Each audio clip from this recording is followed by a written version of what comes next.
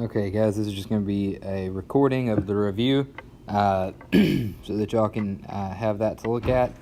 So number one, the diagram here shows a 1 kilogram aluminum sphere and a 3 kilogram copper sphere of equal radius located 20 meters above the ground. But just before striking the ground, find the momentum of the copper sphere. So first we have to recognize that it doesn't really matter that there's the aluminum sphere, so we're not going to worry about that guy. We're also going to be looking at the copper sphere. So you've got to find the velocity at the instant it hits the ground that's the final velocity. We want to find the final velocity the instant before it hits the ground because momentum is equal to mass times velocity. So what I'm going to do, you can do this whatever way you want to, but to me, I like using GPE equals KE, and that would be MGH equals 1/2 mv squared. M's cancel. 10 times 20 equals 1/2 times v squared, which would be 400 equals v squared. And the square root of 400 is 20. So 20 meters per second equals v. Well, that's the velocity, and now we need to find the momentum, so I'm just going to do 3 times 20, which should be 60 kilograms times meters per second. All right, which of the following has the greatest momentum? Again, P equals mv, so you're just going to go through here and multiply them and see which ones are the biggest. So we've got 200, we've got 400, we've got 300, and we've got 200. So that should be, C should be the biggest. Okay, the momentum of a rocket is equal to the product of its mass and velocity, because again, P equals m times v. A 1 kilogram mass falls freely to Earth. Its momentum increases as it falls because the velocity is increasing. So as the mass stays the same, the velocity increases, the momentum has to correspondingly increase. Okay, so number 5. The diagram represents two objects at rest on a frictionless surface with a spring compressed between them. When the spring is released, the two objects are pushed apart. If the 1 kilogram object receives a negative 20 newton-second of impulse, then what impulse does the two receive? It would be a positive 20 newtons per second impulse. Because of Newton's third law, every action has an equal and opposite reaction, and since force times time is an impulse, it has to have an equal and opposite reaction force, which means that it's going to be the exact same, but switch the sign. Okay, but then we also have to find the velocity of the two carts. So what we can do is we can say force times time equals mass times change in velocity. And since the initial velocity is 0, the change should be the final velocity. So this is an impulse equals mass times change in velocity. And so an impulse is a force times time, which in this case is 20. And we can just pick whichever mass we want to use. So I'm going to use 1, v. So the 20 meters per second would be the velocity of the first object.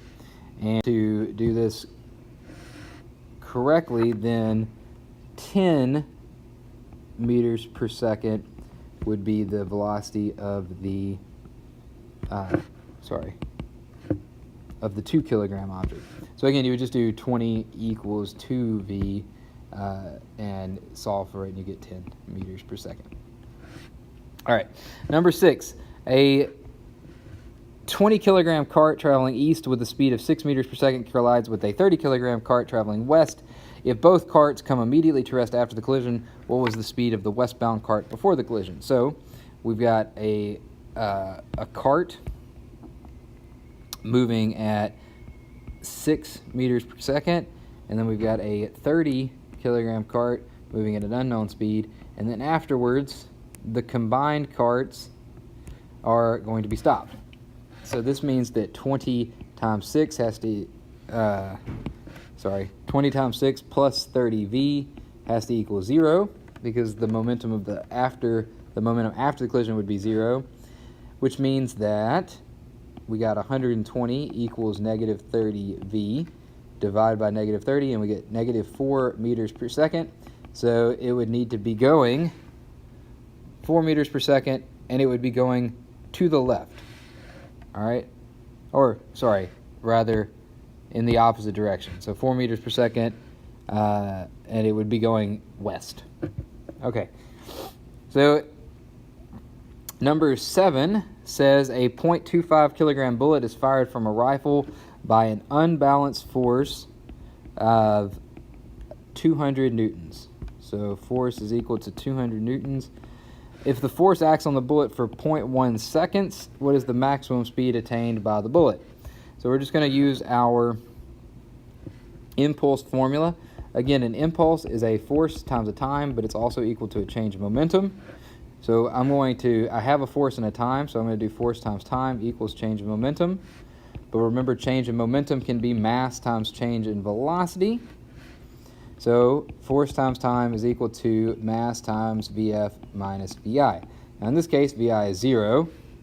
So I get 200 times 0.1 equals 0.025 Vf. And if I solve for that, 200 times 0.1 divided by 0.025, I get 800 meters per second, which is in fact an answer choice. Okay, so there you go. Number 8, a 2 kilogram ball of Play-Doh traveling north at 4 meters per second collides head-on with a 1 kilogram ball of Play-Doh traveling east at 8 meters per second. They stick together and make a massive ball of Play-Doh. What is the magnitude of the total momentum of the two balls after collision, and how fast are they now traveling as a gigantic Play-Doh ball or wad of Play-Doh? Let's see. So we've got one ball of Play-Doh traveling north. So 2 kilograms traveling north at 4 meters per second. And then a 1 kilogram going east. That's not east. Going east at 8 meters per second. And we want to know what the total momentum of the two balls after the collision is. So remember here, we got to find the total momentum first of each object. So we've got to do the momentum of this object. That would be 8 kilograms times meters per second north. And then the total here, which would be 8 kilograms times meters per second east. And then I've got to make that into a triangle. So we would have, let's draw this first. We'd have 8 and 8 units of momentum. So now we have a right triangle. So now we can find the resultant momentum, which would be 8 squared plus 8 squared, which would be 128. Square root of 128 would be 11.3. So this would be Pythagorean theorem. So to find the total momentum, we would do square root of 8 squared plus 8 squared. Again, this is just Pythagorean theorem. Okay? And so the momentum total would be equal to 11.3 kilograms times meters per second. So for A, 11.3 kilograms times meters per second. Okay, so now it wants us to know the final speed. So I'm going to take this and just do P equals mv. 11.3 equals 3 kilograms, the total mass, times the velocity, and we would do 3.77 meters per second. Okay, so 3.77 meters per second. Now remember that if they wanted to find the angle, you could do inverse tangent y over x. In this case, it would be 8 over 8. So this would be a 45-degree angle. All right, number 9. The diagram given shows two carts on a horizontal frictionless surface being pushed apart after they collided, causing the spring to compress, then decompress, and drive the two cars apart. You're looking at the after in the picture. Cart A has a mass of 3 kilograms and cart B has a mass of 5 kilograms. The speed of cart A is 0.33 meters per second after the collision as pictured. If cart A was initially at rest and cart B was initially moving to the left, what is the approximate speed of cart B after the collision? So that's a lot of stuff, so let's break this down. I'm going to ignore the picture up there and I'm just going to draw my own. So 3, 5, and afterwards we've got 3 and 5. Okay, so we got 3 kilograms, 5 kilograms, 3 kilograms, 5 kilograms. I'm going to go ahead and assign left as negative and right as positive. So cart A after the collision is 0.33 meters per second, but it's going to the left, so it's negative. Cart A was initially at rest, so this is 0.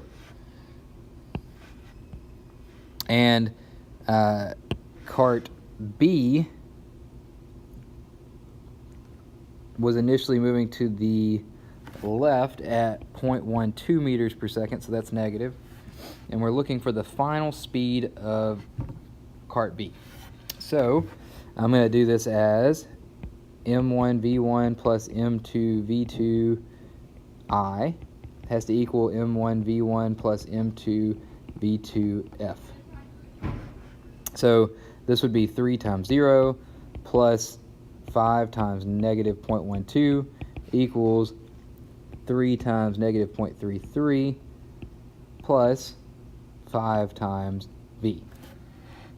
So we're going to get 0 minus 0.6 equals negative 1 plus 5v.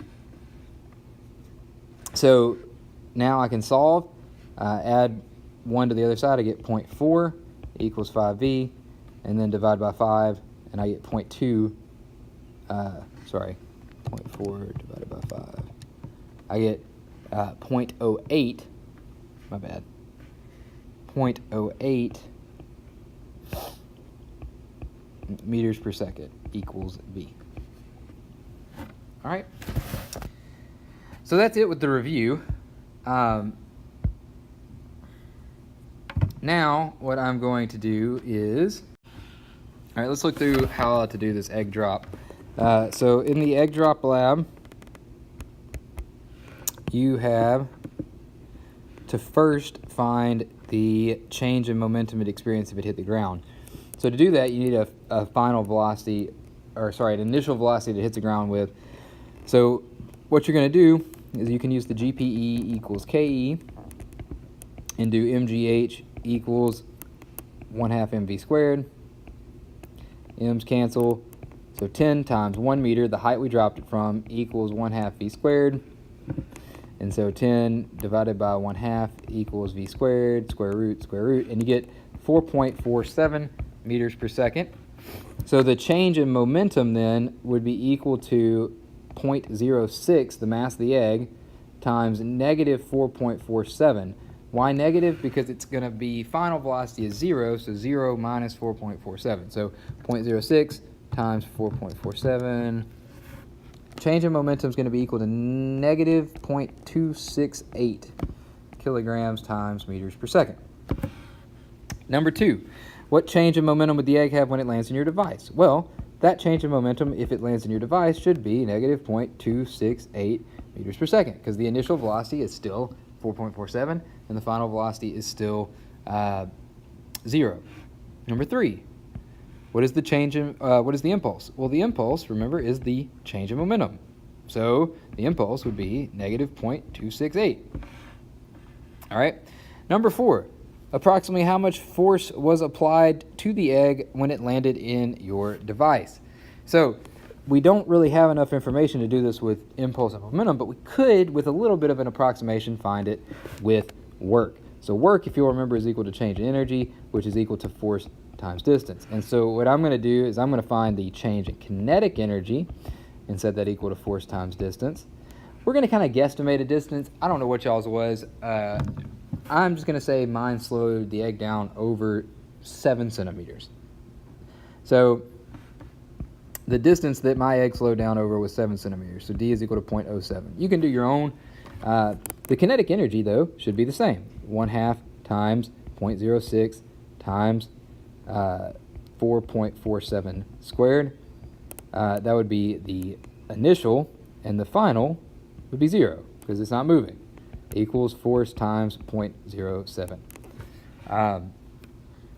We're using 0.07 because we have to do it in meters. So 0.5 times 0.06 times 4.47 squared divided by 0.07 yields 8.6 meters per, 8.6 newtons. So our egg absorbed roughly 8 newtons of force. So for number 5, how long was your egg in contact? You can do change of momentum equals force times time. And so this becomes negative 0.268. Oh, sorry, keep in mind that the force was negative because it was slowing it down. So 0.268, negative 8.6 times t. So if we divide 0.268 divided by 8.6, we get t is equal to 0.03 seconds. And then number 6, the force graph should look like this, and the change of momentum graph should look like this. Okay? If you need any help on this review, please let me know, and I'll be happy to help you. Tests tomorrow. I wish you the best of luck.